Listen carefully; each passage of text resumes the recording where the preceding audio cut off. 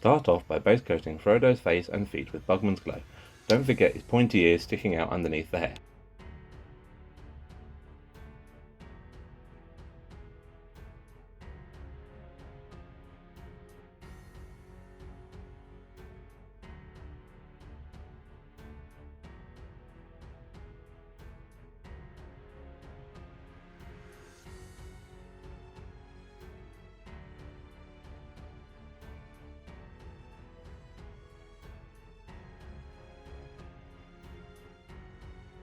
Layer over with a 50-50 mix of Bugman's Glow and Cadian Flesh Tone.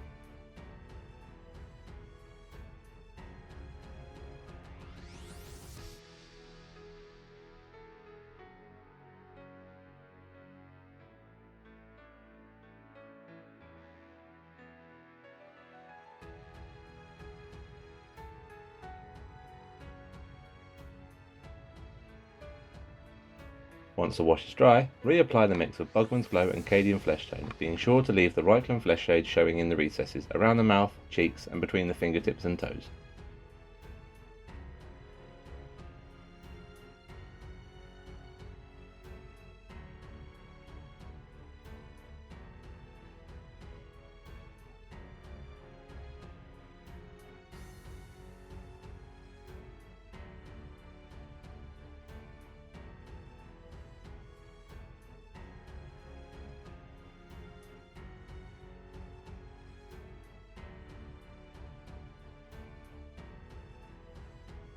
Highlight Frodo's flesh with pure Cadian Flesh Tone. Now you can start to accentuate more of his hobbitish features like the nose and cheekbones, as well as separating out individual fingers and toes across his extremities.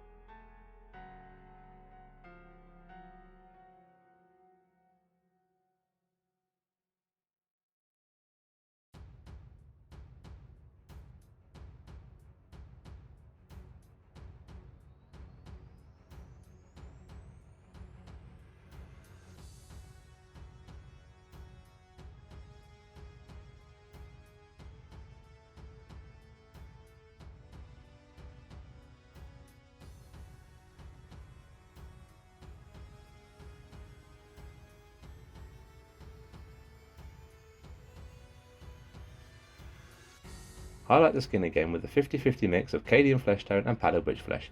This gives a more natural look to the lighter areas of his skin and is favoured by us here at Planet Mithril. Focus again on more of the upper areas such as the bridge of the nose, his eyelids, cheekbones, knuckles, fingertips, toes and his ankles and heels.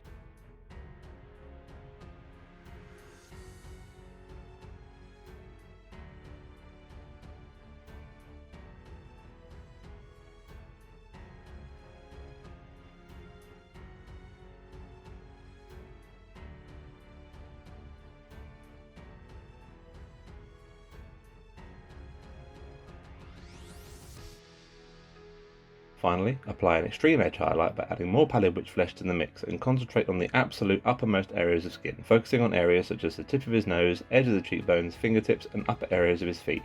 This just helps to accentuate where light would be hitting whilst leaving the warmth of the previous layer showing underneath. After this stage, you can paint his eyes with Abaddon Black and Padded Witch Flesh, as well as draw an extremely thin line of Bugman's Glow just across his lips to give them back some of the warmth and create a bit more character to these innocent, unsuspecting hobbitses.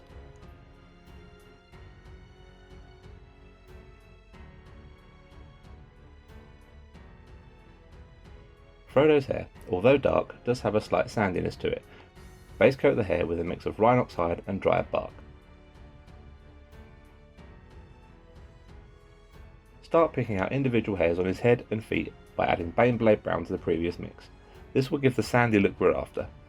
His hair is quite tousled, so take your time to carefully pick out the waves across his head.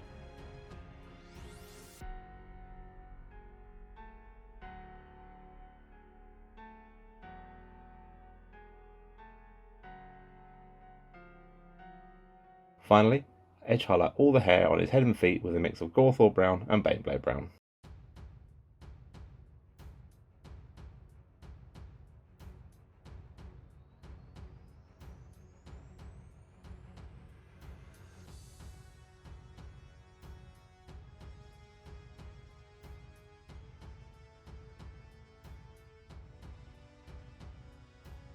Frodo's outfit has a few distinct shades of brown which contrast nicely with the rich green of his cloak from the Fellowship of the Ring. To base coat the jacket, use a mix of Mournfang brown and dryad bark. This creates a base for the richness we want, whilst also toning it down enough with the dryad bark to blend it in subtly with the rest of his apparel.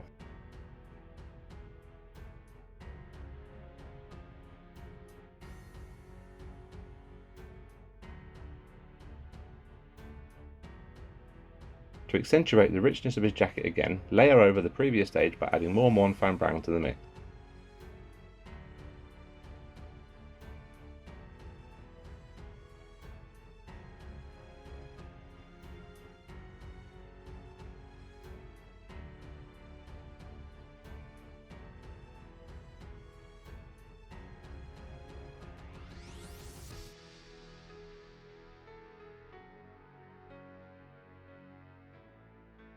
Once the wash is dry, highlight the jacket by adding Deathclaw brown to the previous mix. This is the most natural way that we can bring up both the sharpness and overall hue of the jacket while still maintaining a natural look.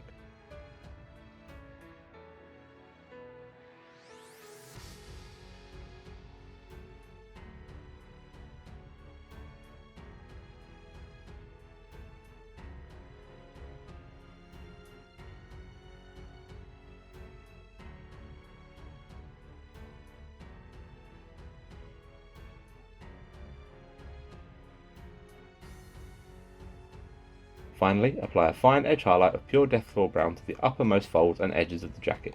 Focus particularly around the lapels, bottom areas of material and around the cuffs.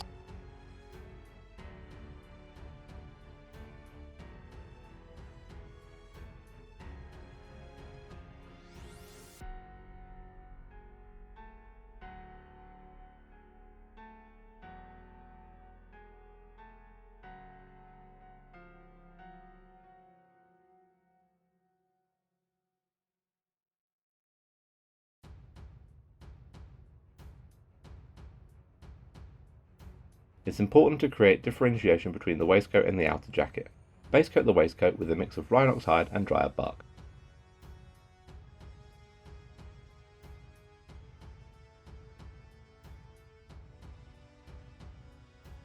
Layer over by adding some Gawthor brown to the previous mix.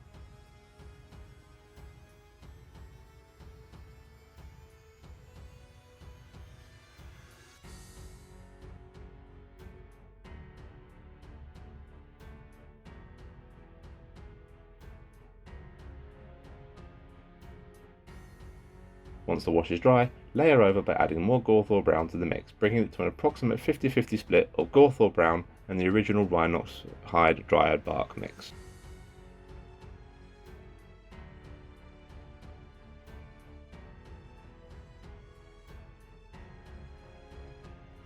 Finally, edge highlight the outer folds of material with pure Gawthor brown.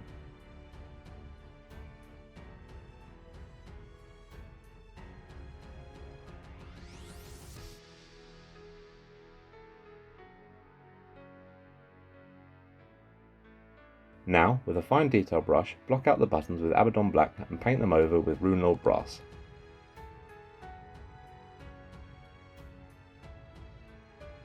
The undershirt was carefully picked out with Rakar's flesh and highlighted with pallid witch flesh.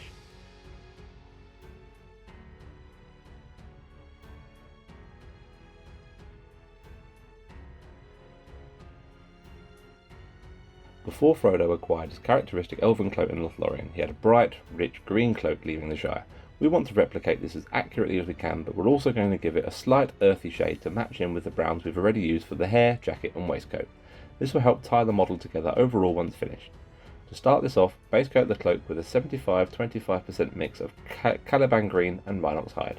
Don't forget to carefully pick out the inners of the cloak without clipping the already finished jackets.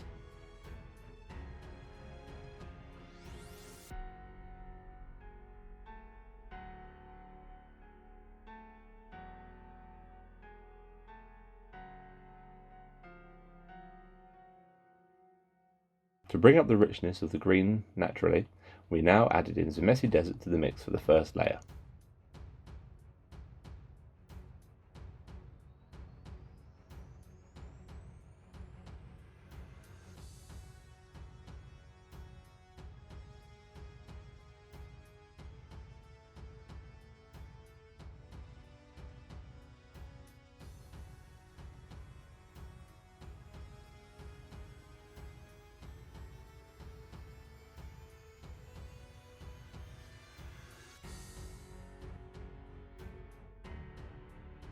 Continue to add more of the messy desert for the next few highlight stages. At each stage, focus more on the outer and uppermost folds of the cloak, making your highlights tighter every time you go over them. Make sure at these stages to leave the recesses still showing the first layer, as this will provide the effect of natural shadow between the folds of the material. You can apply as many highlights adding to the messy desert as you wish, but we thought that 2 subsequent highlighting stages were sufficient to create the effect we were after.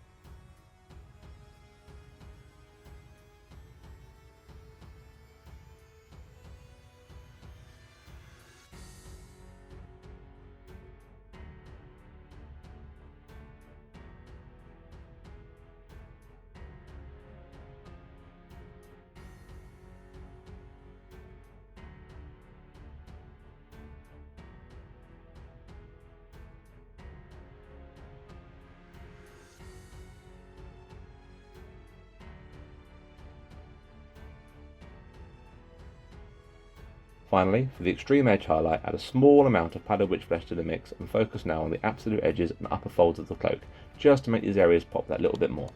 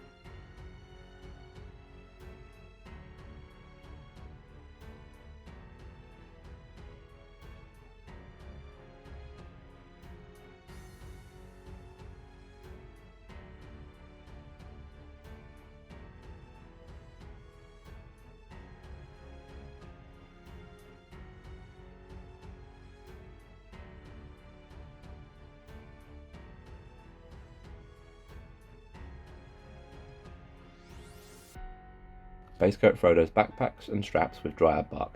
Be careful not to overlap the now finished cloak.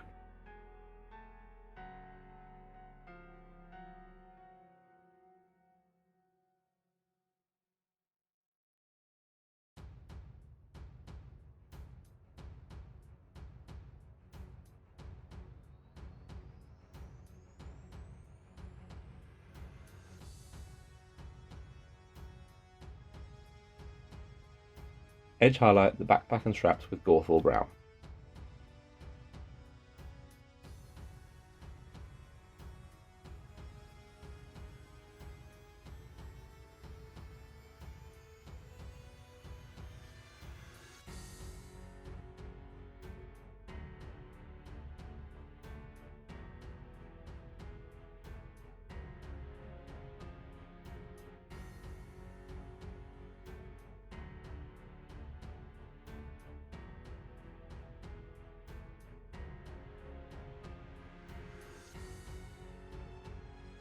Base coat Frodo's trousers and filthy pockets with a 75-25% mix of Skavenblight Dinge and Abaddon Black.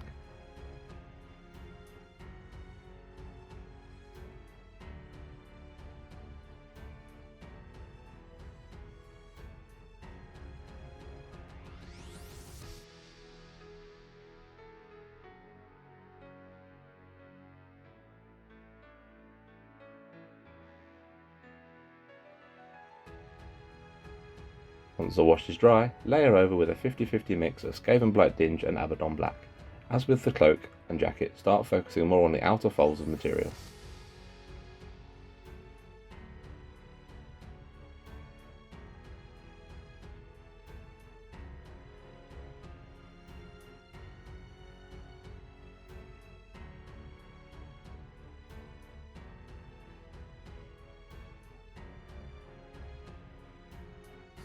Finally, edge highlight with pure Skavenblight Dinge.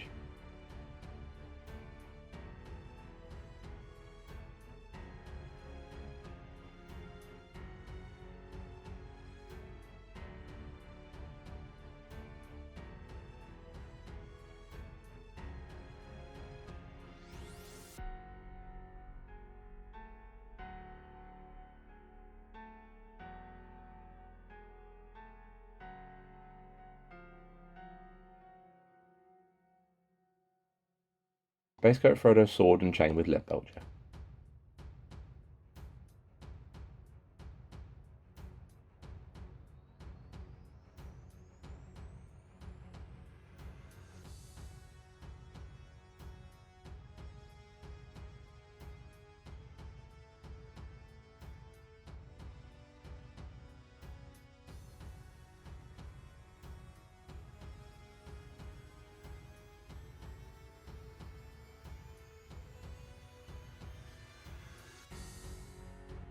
Once dry, edge highlight with pure Runefang steel. At this stage, you can apply a blue glaze to the sword to represent Sting, but we're portraying a Frodo on his journey before we reach Rivendell, so no Sting currently. Sorry, Frodo.